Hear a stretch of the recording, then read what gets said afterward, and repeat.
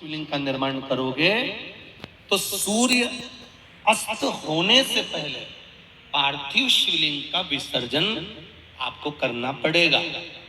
पर 12 महीने शिवरात्रि आती है।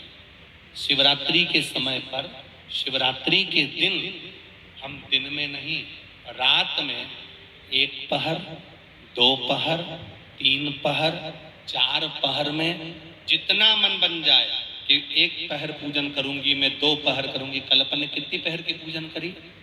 जम के बोलो जरा। 1 पहर की पूजन करी। शिव महापुराण की कथा कहती है शिवरात्रि की जो पूजन होती है, इसका मतलब क्या है? शिवरात्रि, इसको ये नहीं लिखा गया शिव डे, शिव दिन, इसको क्या कहा गया है?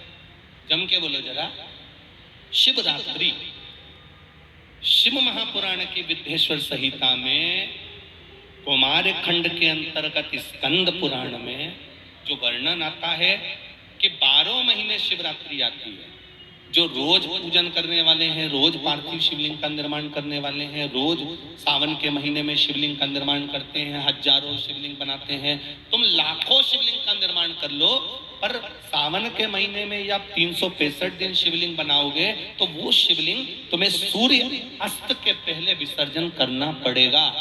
पर शिवरात्रि के दिन जो तुम शिवलिंग का पूजन कर रहे हो, वो रात्रि में अगर करते हो तो 1 पहर का करते हो तो 1 पहर की पूजन करने के बाद विसर्जन कर दो। 2 पहर का करते हो तो 2 पहर की पूजन करने के बाद विसर्जन कर दो।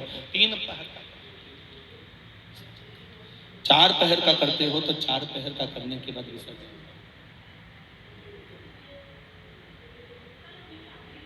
उसकी महत्वता है शिवरात्रि, उसकी महत्वता शिवरात्रि।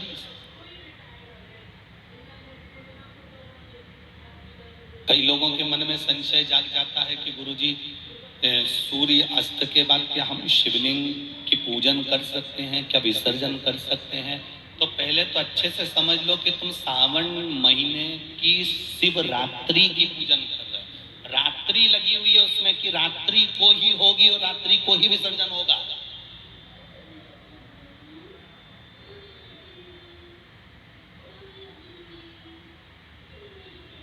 और जो नी पढ़ा लिखा हो तो गीता प्रेस गोरखपुर की जो पंडित प्रदीप मिश्रा जी पोथी पढ़ते हैं उसको लिया,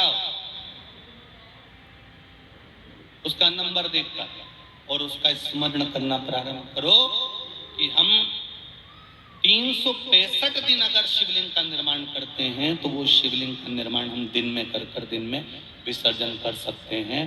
पर शिवरात्रि की पूजन करें तो रात्रि को भी शिवलिंग का निर्माण कर पार्थिव पूजन करने के बाद हम बाबा देवाधिदेव महादेव से रात भर, चाहे तो 1 पहर, चाहे तो 2 पहर, चाहे तो 3 पहर, चाहे तो 4 पहर, कैसा भी पूजन कर सकते हैं, किसी भी रूप में।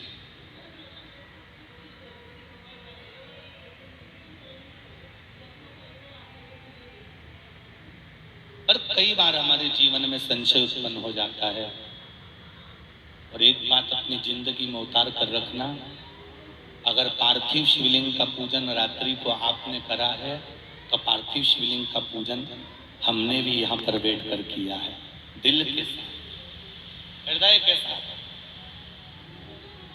डॉक्टर दवाई देता है तो पेशेंट को देता है, एक दवाई काम नहीं कर सकती तो दूसरी देता है, दूसरी काम नहीं कर सकती तो तीसरी देता है। सारा एक्सपेरिमेंट तो वो पेशेंट पर करता है, डॉक्टर उस दवाई को खाकर नहीं देखता। पर हमारा नियम है, हम जितनी बात आप लोगों को शिव महापुराण के माध्यम से बताते हैं, पहले उसको खुद अमल करते हैं, साथ बैठते हैं, फिर आपके साथ में बैठकर उस शिव महापुराण के अभिषेक को करते हैं।